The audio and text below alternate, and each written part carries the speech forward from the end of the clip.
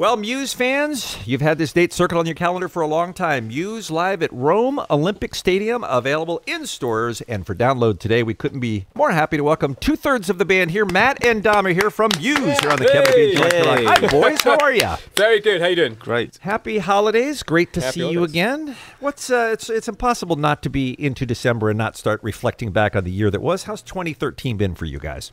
It's been great, isn't it? It's been a good laugh. Yeah, it's been very busy. Yeah, been all over the place. We're coming towards the end of a big tour now. We got we just had a break for a couple of weeks, and then we're going to Australia in December, and then we're kind of done, aren't we?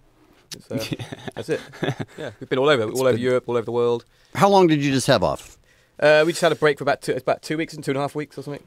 So, nearly 3 weeks or something like that, which is long for us. I was going to ask, does that feel like a long time? Like you really need to be doing something? Forever. Yeah, get a little bit. Yeah, I started picking up the guitar yesterday and sort of strumming out some new songs and stuff. So yeah, you get a bit itchy for the road when you've been off the road for a while. But at the same time, when you've been off on the road for a long time, you can't wait to go home for a bit, you know. So yeah, of course. Is there ever a time as a professional musician? Professional. And I always find this. Semi. Am I using the term loosely? I always find this novice. interesting because many people get into the music business, start a band because they love music, because that's their passion, and then you're lucky enough to be a band like Muse that it's become it's become successful, an occupation, and now you're doing it for reals. Is there ever a time where you don't want to play music, don't want to have anything to do with it, just want to forget about it? Or is it something that kind of every single day you wake up, like you mentioned, you got a little bit itchy, you haven't played for a couple weeks, you can't wait to play again?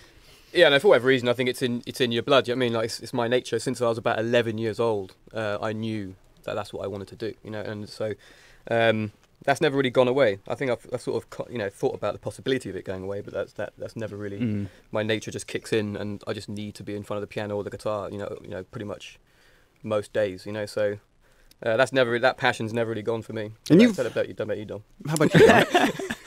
No, it's true. I think that's why it's the same for all of us, and Chris as well. It's why we started the band at such a young age, really, when we were kids, and why we started playing instruments when we were so young. But yeah, I think you find you're always thinking about music, listening to music, thinking about music. I think you're constantly getting inspired. So Matt's right. It's certainly part of us now. Do you think you listen to music different than we would, for example? Like we're fans of music, but we don't create it. Do you listen to it with that ear? I went through a stage, I think, in where I stopped listening to music because I found it, it kept influencing me and stuff like that. So you didn't want to be. I sort of cut off listening to music altogether. Because I kind of thought that I'd write pure music if I didn't have any outside influence at all for a long period. But now I've sort of gone back and I'm starting to enjoy. Over the last few years, I really am listening to a lot of music, especially rock music again, like especially classic rock music, which I haven't listened to for a long time. I'm getting really back into that again as a fan. So as I said, I went through a while where I was listening to sort of everything but rock. I was listening to a lot of classical music, a lot of sort of jazz and other things that were just sort of like for me more out of what we do, because we spend all of our days listening to like screamingly loud amps and right. Dom's crash cymbals literally like deafening. Do you know what I mean? So when you go home, you want to listen to something a bit different. But as I said, the last few years, I'm going back to like listening to kind of the kind of rock music I was getting into when I was a kid. Okay, so you're starting to listen to it again for the last couple of years. Yeah, the worry. I'm listening to rock music again, like as a fan for the first time, like really in the last few years. Okay, but the worry that it's going to influence you is not there anymore? No, I'm into it. I think the next album's going to sound like Back in Black, basically. Okay, good. Nothing wrong with that, by the way. When Madness came out, by the way, we all went, "What the hell's going on?" No, we veered off. The last couple of albums, I think we sort of, when you've done we did 3 or 4 albums. The first 3 albums were very much focused on 3-piece rock and all that stuff. And I think, when you get into album 4 and 5 and 6, that's where we were. I think we decided to experiment with other things, electronics. But as I said, I think we're going back to where we started. I think on the next album, I think just a bit straight rock is coming back for us. We want to get back to that 3-piece sound.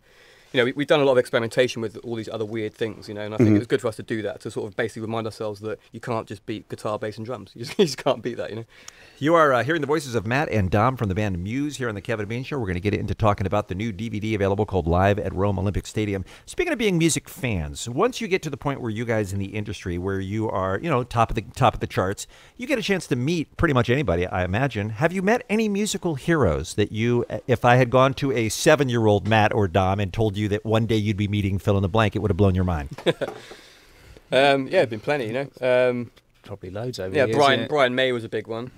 Especially because he was what was it? He actually presented us with an award, I think, an award show in England, and he came on the stage like he's about 7 foot tall with hair about 6 foot wide. You know, That's bizarre. And I sort of thought, what's he doing? And you grow up in England, you worship at the altar of Queen, right? Like that's as good as it gets, is to meet the guitarist from Queen. Yeah, no, that was a strong one. Also, a major one for me was probably the most starstruck I've ever been. I can say this to him now. He's probably listening if he hears. Tom Morello. Tom Morello. I still can't quite relax when I'm around Tom. Is that right? When I'm around Tom Morello, he actually came to a party at my house here. We had a New Year's Eve party, and he was the first guest that turned up. And he came, he was at the bar, and I sort of went up to him and went, I can't quite handle that Tom Morello's here. I don't know what to say. You know, I was sort of like buying him a drink. And he was such a cool, lovely, down-to-earth guy, and we were talking about kids and family and stuff. But what he didn't know was deep down, I was literally going, "Oh my God, yeah, this is Rage Against the Machine." I literally can't handle this moment. Exactly the same way about Tom. I mean, Kevin's favorite band of all time, no offense, Muse, you're number 2, I think, is Rage Against the Machine. I mean, that's right, Kevin. That's your favorite band ever. Absolutely. And we've been lucky enough at KROQ. Obviously, we've had Tom in 20 times over the years. And he is the coolest guy in the world, but when you first meet him that first time and you have this image of he's the guitar god from Rage, you think, I can't handle this. And then he just immediately disarms you because he's just so charming and so down to earth. Absolutely. Have you talked to him since he's been one of the guitarists for the E Street Band, by the way? Because he's geeking out over Bruce Springsteen as much as you geeked out over him. Wow, I didn't know that. That's amazing. That's actually the first I heard of that. He would come out and play a song with him or two, you know. Well, he's recording with him now. He's on the road with him. I mean, it's cool. a gig he's doing now. So, I mean, that's the beautiful thing about it's an amazing music. Combo, those two, Exactly. The boss of the guitar and the boss of just being the boss of everything. The boss of everything. The guys from Muse are here. We need to take a break, and we will come back on the world-famous KROQ. Very special morning for us here on the Kevin and Bean Show. We've got Matt and Dom from the band Muse in the studio. What's up with Chris? Is he just grouchy in the morning? Doesn't like to do interviews? What's up with? I don't think he was able to get on a plane to fly over for this interview. He's in London, obviously. We've interviewed you guys. We should get him on the whatever this is. What's Bean talking on? ISDN. Yeah, exactly. Yeah, we should get him on one of those sometime. Yeah, we should do that. I just didn't know if he's a mean person or what's going on with this. We've interviewed you many times. He's never there.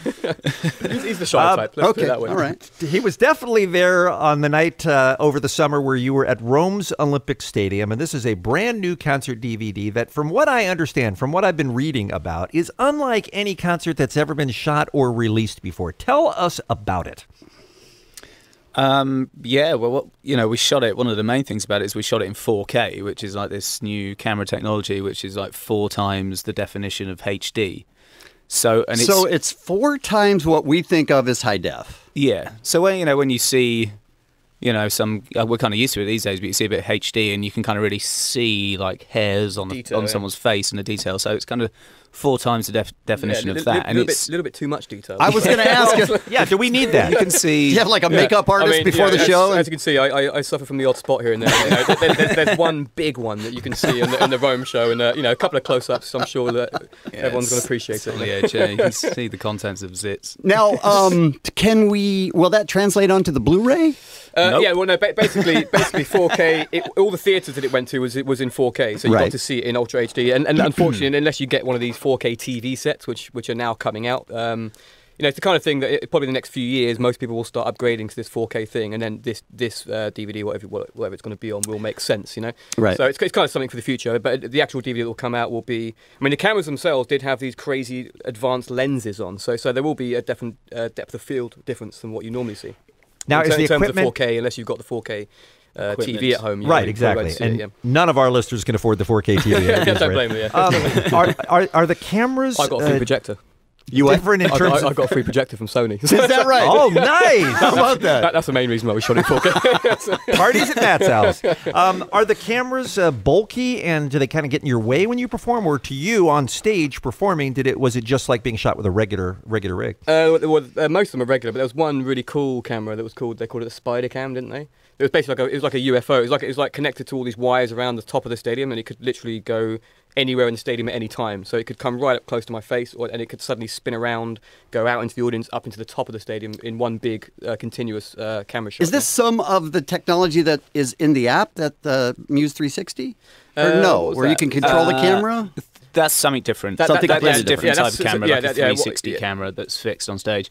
This camera that he's talking about just flies around the stadium. So we're able to get these just insane shots. Like the opening shot for the DVD is a big kind of pan in, I suppose. And it kind of, because of the definition, again, if you did experience it at the cinemas or in the future, it almost looks 3D because the definition is so extreme. It'd be amazing. I feel like they should get that. It's called a spider cam. They should get them in football games. It'd be amazing. You know, if like when you say football, you mean soccer? Well, both. Because they have them in the NFL. Oh, they have them. Yeah, they're over the field. They fly down and zoom in. Yeah, exactly. Yeah, amazing. And it's crazy good. Yeah, those are probably just President Obama's drones, you guys. Oh, you ever think about that? The NSA. Just the government. Tell us about what else was special or different that night. Why did you decide to shoot that show, and what did you do to get up for it, knowing that it was going to be a home release? Well, it was the first time we played in Rome for about 10 years, I think. I think the last time we played there was a small venue, like a theatre or something. Right. And we didn't quite know if we were able to pull off an Olympic stadium in Rome. We played San Siro, which is a football stadium in Milan before, but the south of Italy is kind of a bit of an unknown area. No one really, you know, all the sort of promoter types and all that kind of, they don't really know how many tickets you're going to sell because it's a very volatile audience there, you know, like depends on, you know.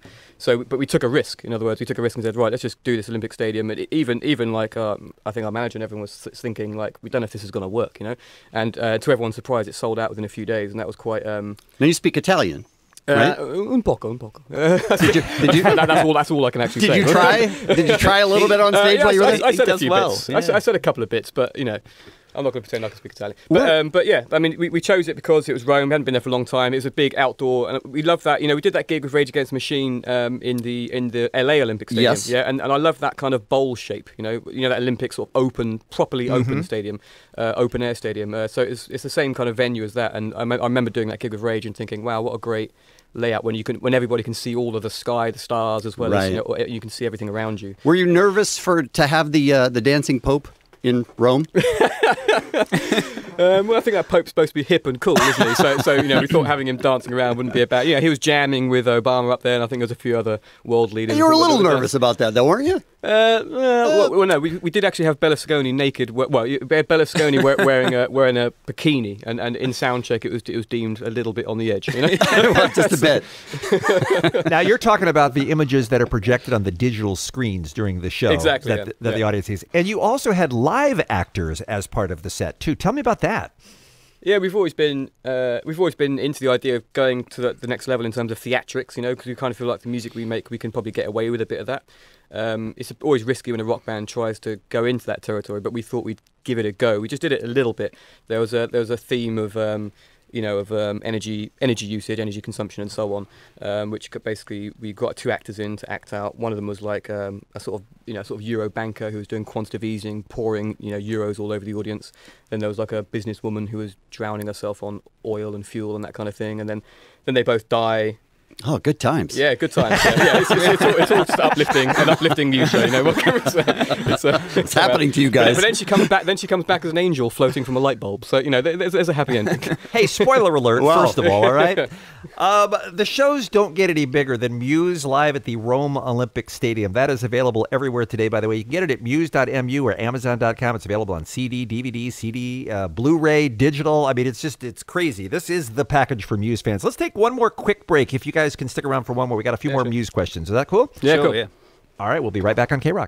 And we are back with Matt and Dom from Muse here on the world-famous KROQ. They are in town promoting live at the Rome Olympic Stadium their brand new concert DVD, which is available everywhere. By the way, coming up this weekend is the 24th annual KROQ Almost Acoustic Christmas. I wanted to mention, I know you guys are not going to be around, but you've played 2-3 of our shows. You've done a bunch of those Acoustic Christmas shows for us, I think. I think so, yeah. I think 3 of them, yeah. There was one with, wasn't there one with Guns N' Roses, I think? Or was it? I know Slash was there, I know that much. But yeah. I think so, yeah. I mean, it is so much fun every year. And we got such a great, great lineup this year with Queens of the Stone Age and Arcade Fire and just so many great bands. We just look forward to it so much. And we're so grateful to you for the years that you've showed up for it and everything. Kevin was asking you off air, and I thought this was interesting. You know, we talk so much about how this thing was shot, the visuals of it, but especially for a concert video, sound is an important part of the experience as well, especially with the kinds of systems people have at home now. What's new in the world of sound? Because I'm sure whatever's cutting edge you guys are doing on this DVD. We pretty much recorded it multi-track with the gear that was around, you know, in terms of the proper sort of full like recording rig that we normally have, great mic preamps. You know, I'm going to get technical here. We definitely used upgraded microphones compared to what we'd normally use for a live concert, and also we had the mix done by Chris Lord-Alge, who's probably one of the best mixing engineers in the world. You know, mixed some of the best records out there, especially live records as well. And, live records, a lot of times they lose something in the translation with the sound. That's why I ask if you're you're putting so much effort into the video, if the sound is upgraded as well. And yeah, no, for sure. I think there's a lot of work that's gone into that, and I think it's in 7:1 surround sound as well as 5:1, depending on what system you have. You know, so you get the full immersion of all the crowd and everything. You know.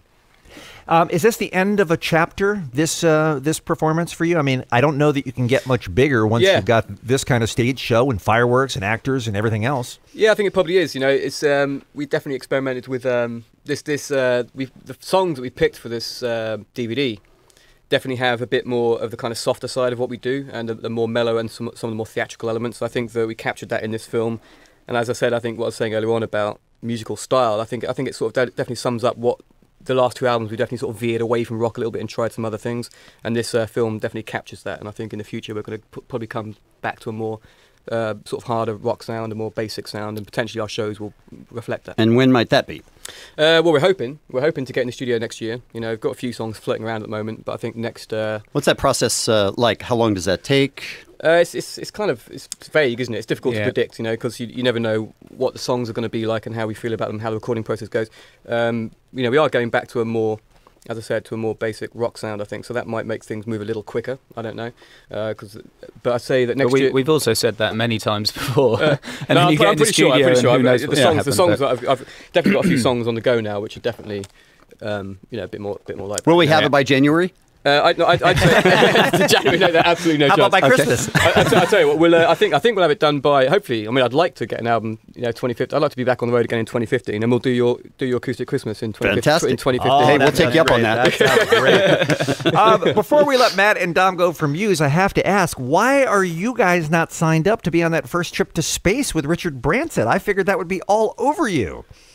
Well, you would be all over that. I think Gravity put me off. The movie Gravity? The film Gravity. Yeah. It's like, I'm not sure that's like sort of put the fear in me about Because I know how much you guys are so cold up space. There. I didn't realize it was so cold up there. That's not as cool as I thought. Yeah. You do love space, though. Oh, totally. Yeah, we'd love to get up there. I mean, if there was a way. I mean, I kind of.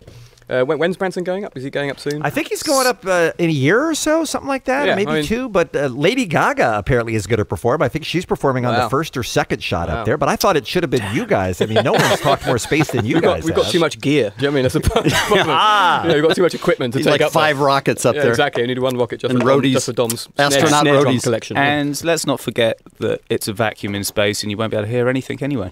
Well, there's that. I think you're inside. I don't think you're spacewalking when you're doing it. So. Fair enough. All right. Well, we are out of time. This live at the Rome Olympic Stadium. If I can put in a plug, I mean, there's somebody on your Christmas or Hanukkah list that loves the great rock music, and why not pick up this Muse live at Rome Olympic Stadium? It's available everywhere for today at Amazon.com or Muse.mu. It just does look amazing, you guys. So congratulations on this success of this. Thank you. Cool. Thanks a lot. It's always so great to spend time with you. We really enjoy it whenever you get a chance to stop by. So you're welcome anytime. Thanks for having us. Yeah. Thank you, guys.